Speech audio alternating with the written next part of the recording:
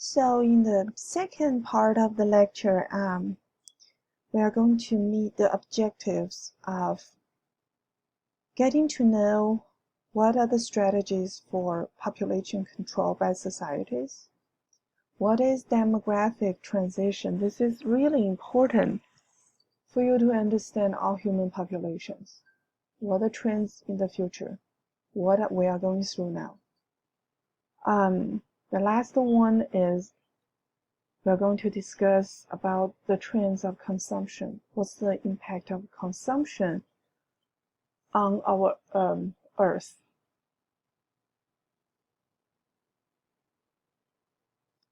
Needless to say, most effective control method is contraception. And this is kind of related to education. Sometimes people just don't know. And so reducing fertility rates increase the health education level and the workforce participation of ladies. And also education will benefit women and the girls to make better choices.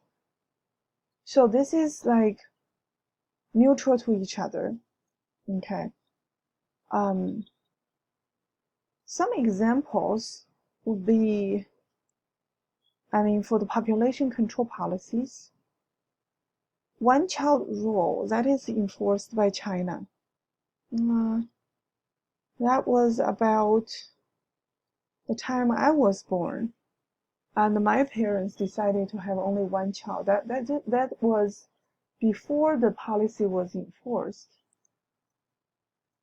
But if some people say that is brutal, I agree with some of the perspectives. But imagine without that control, how much bigger the population of China would be. And nothing is perfect. It has advantages and it has downsides. The results is to slow the population growth from TFR of 6 to below 1.55. And it's not the same thing, but if we go back to the slides, the contraception is most effective to control the population. And in about 1980s, the government of Iran established clinics to distribute free contraception, and that was very effective. That reduced the TFR from 7 to just below 2.1 in 10 years. And some governments facing the decline of the population, aging of the population. So more senior people, they need more health care, they need more structure to support their retiring years, and there's less people in the workplace to increase the GDP. So that is a big problem also. So some countries created incentives to encourage people to have children. And how cultural factors influence population, that is very interesting too. In some area of the world, the culture just favors like large family, right? And this is an interesting example of cultural factors. This economist, she found out that during the years people all watch TV, watch these soap operas, and the whole population greatly reduced just because the opera influenced people's minds and ideas. And that is really interesting. And the different bars here, that is different decades. So the red bar is 70, and the blue bar is 80, and orange is 90. And you can see that in 20 years, the average number of the live births decreased from, I would say, 6 to 7 to 5 to 6. And some of the societies exercised unethical attempts they favor one races, or they favor one color of people, and they're trying to force the sterilization to produce those superpopulations. And that was totally abandoned. That was totally eliminated. How is global population changing? And on the right side, that's United States. And the green, the greener it is, means the more population there is. And the lighter the color is, that means those people just moving away from that area. So globally, as population numbers continue to grow, some countries are experiencing a lower TFR, while others continue to see increasing TFR. I would just say in developed countries, it's more popular to see a lower TFR, and increasing TFR happens more in developing countries.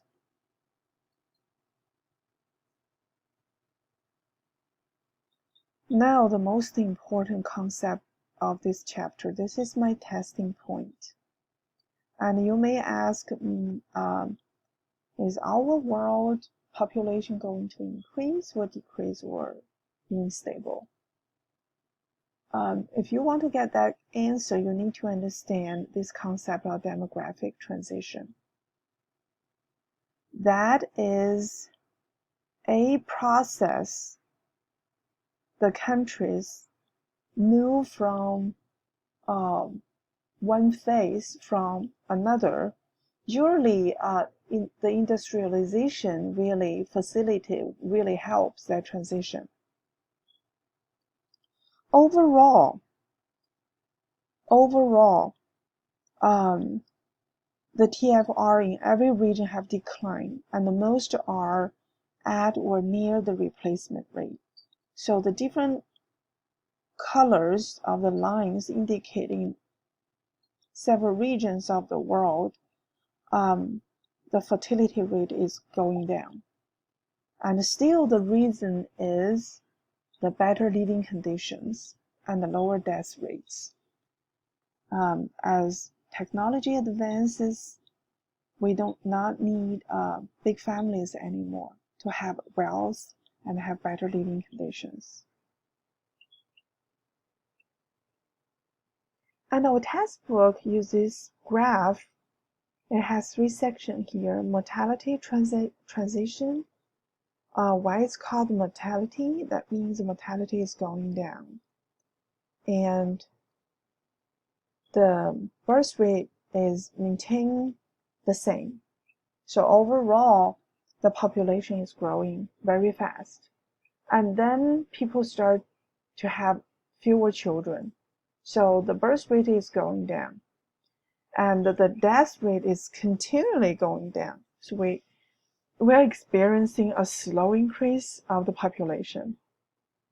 And finally, the birth rate and the death rate are almost the same, and we reach the stable equilibrium of the population. I like this graph even better than the graph I just showed you. This is from another textbook. This is the graph I use every year because I think it helps students to understand better what is demographic transition. It has actually 4 phases. In our textbook, it says 3. I think I add one more. It's easier for you to understand. So the first phase is the birth rate and the death rate are both high. So the size of population maintains almost the same. It cannot grow, right? So the death rate kind of cancel the birth rate. So the population size is not changing much.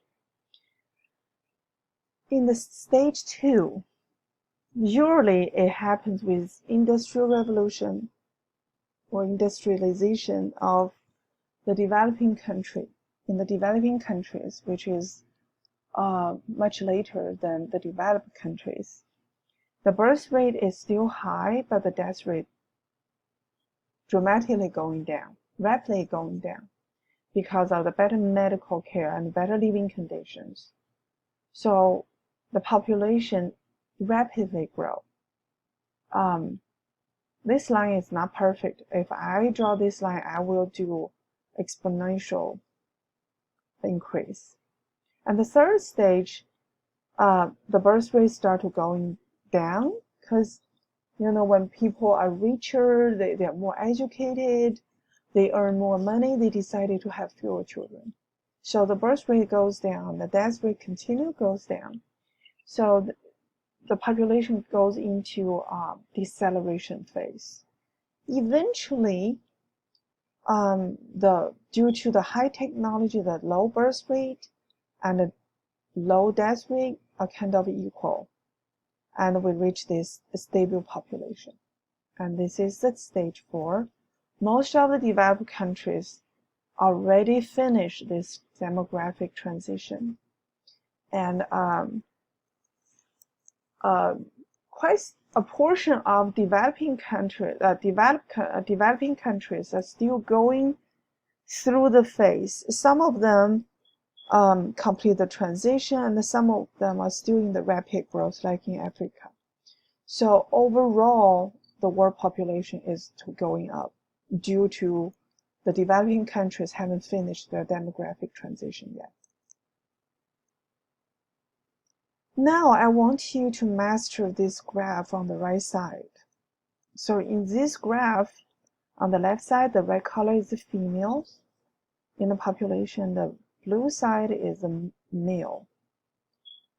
And this is the total number of the population. Our textbook uses a baby bloomer to illustrate how a country finished the demographic transition. And this is about 1965. Those baby bloomers were born after World War II, and they are like teenagers, most of them teenagers. So we have this youth bulge here. And then in 1990, they're kind of in the middle age, those baby bloomers, right? So they are the major workforce. And in 2012, they go into between 50 to 60 years old. Now, soon, they're going to be all retiring, and they are the senior population of the society. So,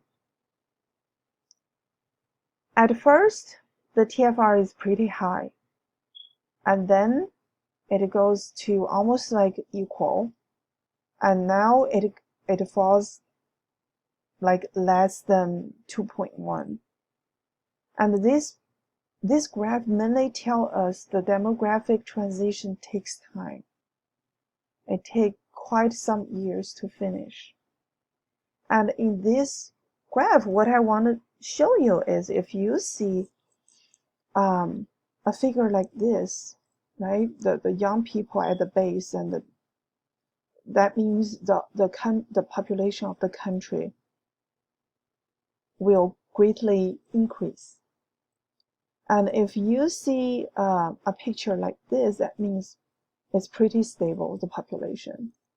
And if this probably is not a good example, but if this area is thinning down, let's imagine if this red area and the blue area is even thinner than the top, that means that the population is aging. I have an exercise for you to do in the discussion. So you have opportunity to practice reading those graphs.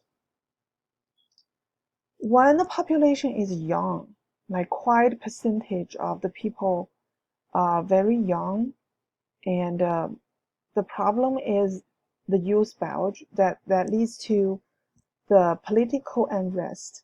The society is not stable, and if the birth rates are too low, means the population majority, I would not say majority, I would say a high percentage of the population is senior people. That brings up the problems also. It brings the problem to the healthcare system. It brings the problem to economy. So what factors facilitate a demographic transition? A drop in infant mortality. And with healthcare improvement and increased infant survival, parents will have fewer children. And in rural areas of developing countries, the infant mortality rates are high, and the families depend on the children to help with labor, so their birth rates tend to be higher. Urbanization also results in lower fertility rates. And if ladies and are more educated, if they earn more money, they're more active in their job status, that leads to the lower total fertility rates. So this is the last thing I want to mention is this literate life expectancy. That is a measure used to capture the important factors of improved health and education. Because LLE is the number of years in the person's life that the person has ability to read and write. And in some of the countries with low life expectancy, the LLE is pretty low. And in some of the area, the people have longer longevity, the LLE is much higher. That is very interesting, and that also symbolizes education. And if the rights and opportunities and men and women were balanced, that will greatly facilitate the demographic transition of the country. Okay, I will include the second part of the lecture.